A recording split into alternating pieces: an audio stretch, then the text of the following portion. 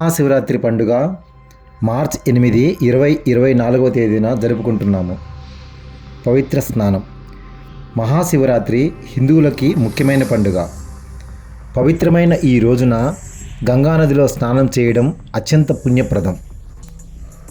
పండుగ నాడు ప్రజలంతా ఉపవాస దీక్షలో ఉండి ఓం నమః శివాయ మంత్రాన్ని పఠిస్తూ శివుడి పట్ల అత్యంత భక్తితో ఉండి సాయంత్ర వేళల్లో శివాలయం సందర్శనకు వెళ్ళి రాత్రంతా జాగారం ఉంటారు.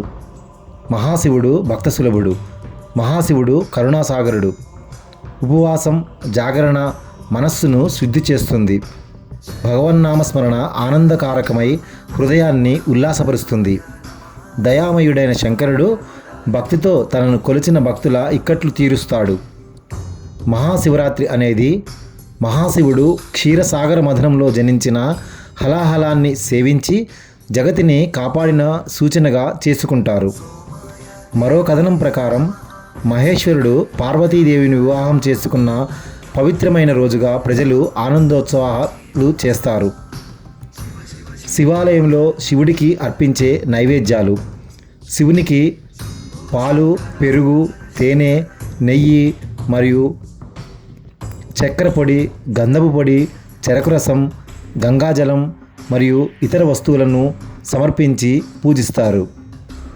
పూజ ఆచారాలు: పూజలో ఆవు నెయ్యితో దీపాలు వెలిగించడం, పువ్వులు సమర్పించడం మరియు హారతి చేయడం వంటివి ఉంటాయి. ఈ పూజల వలన జ్ఞానోదయం కలుగుతుంది. రుద్రాభిషేకం: రుద్రాభిషేకం చేయడం వలన దీర్ఘాయువు, అఖండ విజయం మరియు శ్రేయస్సును కలిగిస్తుంది.